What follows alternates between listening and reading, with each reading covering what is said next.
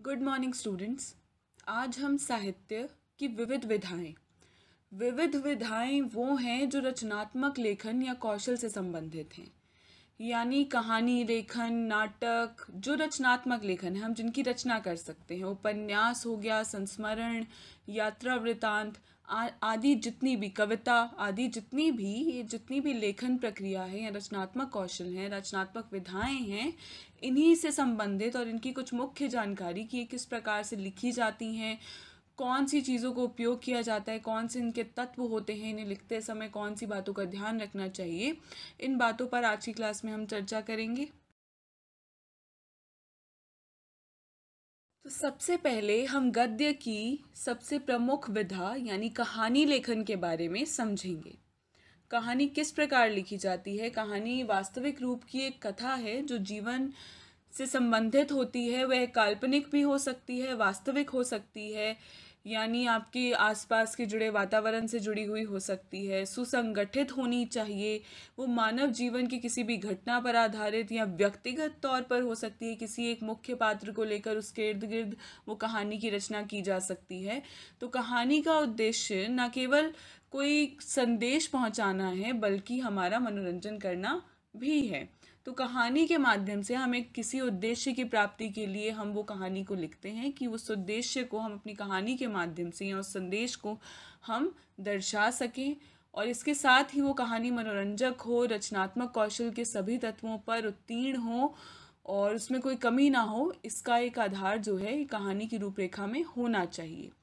संसार के सभी लिखित अलिखित साहित्य में कहानी सबसे महत्वपूर्ण और प्राचीनतम जो है विधा है। सबसे पहले कहानी लेखन ही आरंभ हुआ था। उसने कहा था यह सबसे पुरानी कहानी है, सबसे पहली कहानी हिंदी कहानी लेखन में मानी जाती है। कहानी पढ़ने या सुनने की प्रवृत्ति केवल बच्चों में ही नहीं बल्कि वयस्कों में भी होती है। तो कहानी हर किसी को पसंद आती है, न केवल बच्चों को बल्कि बड़ों को भी।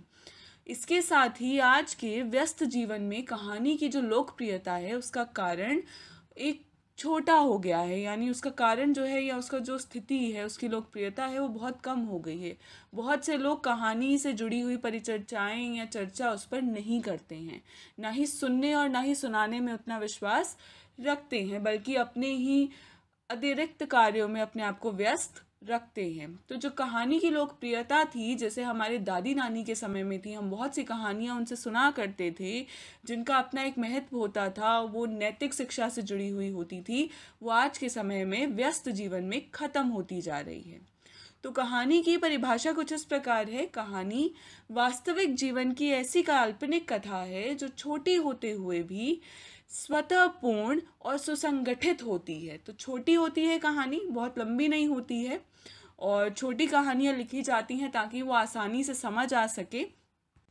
कहानी में मानव जीवन की किसी एक घटना अथवा व्यक्तित्व के किसी एक पक्ष पर मनोरम चित्रण किया जाता है। उसका उद्देश्य केवल एक भी प्रभाव को उत्पन्न करना होता है। तो किसी भी प्रभाव को, सपोज वो कहानी जो है वो हास्य से संबंधित है, तो हास्य से संबंधित उस कहानी को पढ़ते हुए हमें हंसी आएगी, या फिर वो क्रोध से संबंधित है, कोई भाव होगा, कोई उद्देश्य होगा, कोई मैसेज कन्वे होगा उस कहानी के माध्यम से, तो उस कहानी का कोई संदेश होना चाहिए। वो कहानी अधूरी भी हो सकती है जिसको पूर्ण करने के लिए पाठक वर्ग को अपनी मस्तिष्क पर जोर डालना पड़े। तो ये तरह तरह की चीज़ें कहानी लेखन में उपलब्ध की जाती हैं और कहानी इन्हीं के इर्द गिर्द घूमती है। कहानी के जो तत्व हैं वो कुछ इस प्रकार हैं। कथा वस्तु, चरित्र चित्रण अथवा पात्र, कथोपकथन या संवाद, देशकाल व उद्देश्य, इसके साथ ही शैली और शिल्प। तो ये जो सारी चीज़ें हैं इनको आधार बनाकर एक कहानी को लिखा जाता है। कथा वस्तु यानी सबसे पहले उस कहानी का प्लॉट तैयार किया जाता है, जिससे कथानक तैयार किया जाता है, जिससे क्या होता है कि हमें एक ढांचा मिल जाता है उस कहानी का कि वो सांस्कृतिक है, वो धार्मिक है, सामाजिक है या मनोवैज्ञानिक कहानी है। तो वो किस प्रकार की कहानी है उसका एक ढांचा तैयार किया जाता है। उसके बाद उसमें किस प्रकार से बाहरी जीवन है उसकी अभिव्यक्ति किस प्रकार की जानी चाहिए, और मानव हृदय में वो कैसे उद्धृत होनी चाहिए, यानी जो मानव जीवन है, मानव के हृदय में उस कहानी का क्या प्रभाव पड़ेगा, यह सब जो चीज़ें हैं उसके अंतर्गत आनी चाहिए। ये पहले से ही इस कहानी को लिखने से पूर्व ही इस बात का विचार कर लेना चाहिए। उदाहरण के लिए संवदिया कहानी में घटनाओं का वर्णन कम है, पर बड़ी बहुरिया और संवदिया के मन का जो रहस्य उद्घाटन है करने की सफल चेष्टा की गई है। आप सबने संवदिया कहानी पढ़ी है किस प्रकार से उसमें बड़ी बहुरिया जो है उसके मन की भावनाएं, शंकाएं वो किस प्रकार से बताना चाहती है पर बता नहीं पाती है, और संवदिया क्या क्या सोचता है। तो ये जो रहस्य भरी बातें हैं वो कहानी में तरह तरह से उनके उनके हाव भाव में ये हर चीज़ दिखाई पड़ती है। तो ये पहले से ही एक सुसंगठित रूप में बना लिया जाता है एक ढांचा। तो मानव के सुख दुख जीवन के जो पक्ष हैं वो घटनाओं का एक आधार बना लिया जाता है। इसके बाद जो आरंभ किया जाता है कहानी का, तो कहानी के शीर्षक और प्रारंभ में कथा सूत्रों से अवगत करा दिया जाता है। कहानी आरंभ करने के लिए अनेक विधियां हो सकती हैं। किसी पात्र के परिचय से हो सकता है, यानी हमने किसी पात्र का परिचय दिया। जैसे संवदिया कहानी में हम देखते हैं कि शुरुआत ही बड़ी बहुरिया और संवदिया जो है संवाद पहुंचाने वाले उनके चरित्र चित्रण से की गई है कि संवदिया को तो पूरे गांव में इस प्रकार का समझा जाता है और माना जाता है कि वो केवल खाता पीता और सोता है। तो किसी पात्र के परिचय से की जा सकती है। पात्रों के पारस्परिक वार्तालाप से, बातचीत से कहानी को शुरू किया जा सकता है, ताकि पाठक वर्ग जो है उसके मन में कौतूहल हो, जिज्ञासा हो उस कहानी को पढ़ने की। तो आरंभ कुछ इस प्रकार का होना चाहिए कि जो उत्सुक करे और ऐसी भावनाओं को उत्पन्न करे कि एक जिज्ञासा पाठक वर्ग के बीच में बनी रहे। चरित्र चित्रण, एक पात्र योजना कथा का विकास पात्रों द्वारा ही होता है। तो जिस भी पात्र के बारे में हम बात कर रहे हैं उसके चरित्र चित्रण, वो अच्छा है बुरा पात्र है, उसके क्रियाकलाप हमें कहानी में वो किस प्रकार के हाव भाव दर्शा रहा है, उसकी बातचीत किस प्रकार की है, उसकी भाषा किस प्रकार की है, या उसकी तुलना में अन्य पात्र कैसे हैं, वो प्रासंगिक घटनाओं से जुड़ा हुआ है कि क्या वो हमारे आम जीवन से निकला हुआ कोई पात्र है, या उनके मन के अंतर्द्वंद दिखाए गए हैं किसी पात्र के। तो उसका जो चरित्र है कि जब भी पात्रों का व्यक्तित्व जो है वो संक्षिप्त, स्पष्ट और संकेतिक होना चाहिए, ताकि समझ में आए कि इस पात्र में ये क्वालिटीज़ हैं या ये विशेषताएं हमें कहानी के माध्यम से पता चलती हैं। कथोपकथन, कथोपकथन जो है वो संवाद होता है, यानी बहुत सी कहानियों में आप देखते हैं कि बीच बीच में ऐसा लगेगा कि दो लोग आपस में बातचीत कर रहे हैं और वो सजीवता, ऐसा लगेगा कि वो दो लोग जो हैं वो हमारे सजीव ही हैं, प्रत्यक्ष रूप से हमारे सामने खड़े हैं और आपस में बातचीत कर रहे हैं। तो एक ऐसा वातावरण बनाना, चाहे जैसे संवदिया कहानी को ही ले ले तो उसमें गांव का वातावरण और किस प्रकार से संवदिया और जो पैसे लेने आती है संवदिया से, जो बड़ी बहुरिया से जो औरत है, उन दोनों के बीच में जो कहा सुनी होती है, बातचीत होती है, वो किस प्रकार से दर्शाया जाता है संवादों के माध्यम से, उनके बीच की बातों के माध्यम से। वो जो बातें हैं वो बोझिल नहीं होनी चाहिए, ऐसा नहीं लगना चाहिए उन बातों को पढ़ते समय कि ये ज़बरदस्ती की कहानी में ऐड की गई हैं, उन्हें ज़रूरत से ज़्यादा डाला गया है, इस तरह का नहीं लगना चाहिए। वो उनके मनोभावों को प्रकट करनी चाहिए, उनका चरित्र उस रूप में आना चाहिए और वो कहानी को एक विस्तार दें, एक वातावरण उसके लिए बना दें। देश काल और परिस्थिति, कहानी लेखन का कथानक और उसके पात्र जो है किसी ना किसी देश और काल से जुड़े हुए होते हैं। चाहे अगर हम गोदान को देखें, अगर प्रेमचंद का जो उपन्यास है या जो कहानी को, किसी भी कहानी को देख ले, जैसे आप ईदगाह कहानी को देख सकते हैं, तो किस प्रकार से एक ईदगाह वातावरण और देशकाल बनाया गया है। एक निम्न मध्य वर्गीय परिवार को लिया गया है, एक दादी और एक बच्चे की कथा को दिखाया गया है, इसके साथ ही मेले का चित्रण दिखाया गया है। तो मेले का पूरा वातावरण उस कहानी में डिस्क्राइब किया गया है, विस्तारित रूप में बताया गया है कि किस प्रकार से मेले में कितनी सारी दुकानें हैं, उन दुकानों पर क्या क्या लगा हुआ है, बच्चे कैसे उत्सुक हो रहे हैं, झूले लगे हुए हैं। तो वो कथाकार जो है वो इन घटनाओं का, इन प्राकृतिक सौंदर्यों को और जो भी है वो पात्रों के अनुकूल और कहानी के अनुकूल ही उसे जोड़े। अगर वो कहानी से उखड़े हुए लगेंगे और वो देश काल कहानी से जुड़ा हुआ नहीं लगेगा, वो वातावरण परिस्थिति कहानी से जुड़ी हुई नहीं लगेगी, तो वो जो है किस प्रकार से मन को नहीं भाएगी, वो बिल्कुल अलग थलग लगेगी और सजीव चित्रण नहीं लगेगा। उद्देश्य, जो आधुनिक कहानी है उसका उद्देश्य केवल मनोरंजन नहीं है, वह हमें कोई भी संदेश देती है, उसमें कुछ उद्देश्य भी निहित होता है। कहानी के उद्देश्य से हमारा तात्पर्य कहानी के दृष्टिकोण से है। कहानी में जीवन की मार्मिक अनुभूतियों की सहज व्याख्या की गई है और एक उद्देश्य जो है वो उसमें होना चाहिए, एक प्रगतिवादी सोच होनी चाहिए। यानी जो भी कथाकार कहानी लिख रहा है वो इस प्रकार से अपनी कहानी में एक उद्देश्य या संदेश को समाहित करे कि जिससे वो आगे यानी प्रगतिवादी कहानी लगे, उसको लगे कि वो किसी भी समय या किसी भी रूप में या भविष्य में भी पढ़ी जाए तो वो कहानी प्रासंगिक लगे, देश और समाज से जुड़ी हुई लगे, वहाँ वहाँ की खामियों को या वहाँ से जुड़े हुए अच्छे और बुरे संदेशों को हमारे सामने व्यक्त करें। विभिन्न तत्वों की प्रधानता की दृष्टि से कहानी के 4 प्रमुख भेद किए गए हैं। एक घटना प्रधान कहानी होती है, एक चरित्र प्रधान, एक वातावरण प्रधान, तो चौथी भाव प्रधान कहानी। घटना प्रधान कहानी जो होती है उनका जो सूत्र है वो घटनाओं पर यानी तरह तरह की घटनाओं का मेल जोल कर एक सूत्र में पिरोकर उसे लिखा जाता है कथानक को। इसके साथ ही जो चरित्र प्रधान होती है उसमें चरित्रों की निपुणता दिखाई जाती है कि जैसे आप रामायण में राम को देख सकते हैं कि राम के व्यक्तित्व को जैसे पुरुषोत्तम के रूप में दिखाया गया है, या आपने दोपहर का भोजन कहानी पढ़ी तो किस प्रकार से उसमें जो सिद्धेश्वरी थी उसके इर्द गिर्द वो कहानी घूमती है, उसका व्यक्तित्व बताती है कि वो कैसे झूठ बोलती है, सच बोलती है अपने परिवारजनों से। इसके साथ ही वातावरण प्रधान कहानी वो होती है जो किस प्रकार से ऐतिहासिक कहानियों से जुड़ी हुई हो सकती है, किसी संस्कृति या सभ्यता से जुड़ी हुई हो सकती है।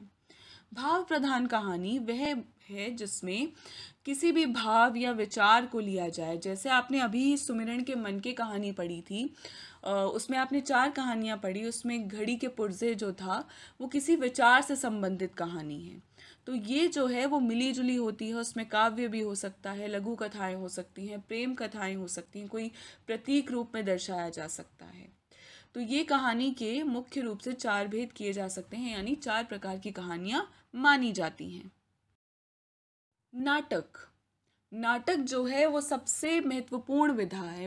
नाटक जो है उसमें किस प्रकार से ये सबसे मनोरंजक विधा है, क्योंकि इसी के आधार पर जो है बहुत से आप नाटक देखते हैं, यानी रंगमंच पर उन्हें उतारा जाता है, वेशभूषा का ध्यान रखा जाता है। तो नाटक को लिखते समय बहुत सी चीज़ों का ध्यान रखना पड़ता है, उसके पात्रों की, उनकी बनावट के, और इसी के साथ उनकी वेशभूषा, उनके अनुभव, उनका जो नृत्य है, संगीत है, भाषा है, या किस प्रकार के आभूषण उन्हें पहनाए जाएंगे, वो कैसा लग रहा है, संवाद कितने कसावट वाले हैं या नहीं हैं, ये सब बातें नाटक को लिखते समय ध्यान में रखनी चाहिए। नाटक के मुख्य तत्व है कथावस्तु, नायक और रस। यानी नाटक को पढ़ते समय कोई ना कोई रस का अनुभव होना चाहिए, दुखी हो, उदास हो या खुश हो। इसके साथ ही क्रोधित हो सकते हैं उसे पढ़कर, या किसी भाव पर हम चकित हो सकते हैं और आश्चर्य हो सकता है। तो इस तरह के भाव नाटक लिखते समय होने चाहिए, यानी समक्ष आने चाहिए हमारे। वैसे तो नाटक के भी वे ही तत्व हैं जो कहानी और उपन्यास के होते हैं, जैसे कि पहले प्लॉट बनाया जाता है, पात्रों को संगठित किया जाता है। इसके साथ ही नाटकों में रस होना बहुत ज़रूरी है। नाटक काव्य की वह विधा है जिसमें लोक परलोक की घटित अपघटित घटनाओं का दृश्य दिखाने का आयोजन किया जाता है। इस कार्य के लिए अभिनव या अभिनय यानी अभिनय वाला लगना चाहिए। जब भी आप नाटक लिखें या उसमें संवादों की बातचीत को लिखा जाए तो अभिनय लगना चाहिए। जब भी उसे रंगमंच पर उतारा जाए तो वो एक कथा सूत्र में ना चलकर, बल्कि कि आप आपस में 2 लोग बात कर रहे हैं, वो कोई एक्ट कर रहे हैं, रोल प्ले कर रहे हैं, इस तरह का दिखना चाहिए। इसके साथ ही शास्त्रीय परिभाषा में नाटक को रूपक कहा गया है। सफल नाटक का रूप, आकार, दृश्य, अंकों पर उपयुक्त विभाजन, रस का साधारीकरण, या कह सकते हैं कसावट, नृत्य, संगीत, भाव, भाषा, ये सारी चीज़ें हैं जो सुसंगठित रूप में नाटक में होनी चाहिए। तो अभिनय जो है नाटक का और रस जो है वो नाटक का महत्वपूर्ण तत्व कहा जा सकता है। बाकी अन्य तत्व वही हैं जो कहानी और उपन्यास में शामिल होते हैं। लोक साहित्य लोक साहित्य अंचल विशेष में रचा गया है। अंचल विशेष यानी किसी पर्टिकुलर क्षेत्र के, या आप यूँ कह सकते हैं किसी गांव की, यानी हर गांव की अपनी एक संस्कृति होती है, उनका अपना एक इतिहास होता है। तो वो किसी एक जगह से लोक साहित्य यानी लोगों के बीच में से, एक विशेष लोगों के बीच में से निकाली गई कथा या साहित्य जो है उसे कहा जाएगा लोक साहित्य, और उसमें ही वहाँ की बोली में ही वहाँ की जीवन पद्धति के आधार पर उसे लिखा जाता है। कविता। कविता इंसान के मन को अभिव्यक्त करने वाली सबसे पुरानी कला है। मौखिक युग में कविता के प्रति या कविता के द्वारा इंसान ने अपने भावों को दूसरे तक पहुंचाया होगा। इससे स्पष्ट होता है कि कविता मन में उमड़ने और घुमड़ने वाले भावों को, विचारों को अभिव्यक्त करती है।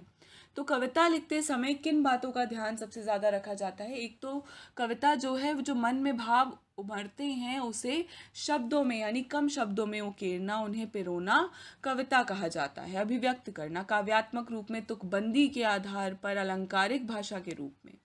वैचारिक परंपरा में जन्मी कविता आज लिखित रूप में मौजूद है, जो केवल बोली जाती थी। कविता सबसे पहले बोली जाने लगी थी, यानी केवल बोलचाल की भाषा में ही उसे गुनगुनाया जाता था, लेकिन अब वो लिखित रूप में मौजूद है। पारंपरिक लोरियां, मांगलिक गीत या श्रमिकों द्वारा गुनगुनाए लोकगीतों और तुकबंदी में कविता के स्वर मुखरित होते हैं। कविता को आज तक किसी एक परिभाषा में बांध पाना संभव नहीं हो पाया है। अनेक प्राचीन काव्य शास्त्रियों और पश्चिमी विद्वानों ने कविता को अनेक परिभाषाएं दी हैं, लेकिन कोई भी इसको बांध नहीं पाया है एक परिभाषा में, क्योंकि सभी के अनुसार कविता रसमय होती है, इसके साथ ही संगीतमय होती है, एक तुकबंदी उसमें मौजूद होती है, भावों की अभिव्यक्ति कविता में मौजूद होती है। इसी के आधार पर कविता की रचना की जाती है। कम शब्दों में अपनी बात को कहा जाता है। कविता लेखन के संबंध में दो मत मिलते हैं। एक का मानना है कि अन्य कलाओं के समान कविता लेखन की कला को जो है प्रशिक्षण द्वारा नहीं सिखाया जा सकता, क्योंकि इसका संबंध जो है वो मानवीय भावों से है। जबकि दूसरा मत कहता है कि अन्य कलाओं की भांति प्रशिक्षण के द्वारा कविता लेखन को भी सरल बनाया जा सकता है।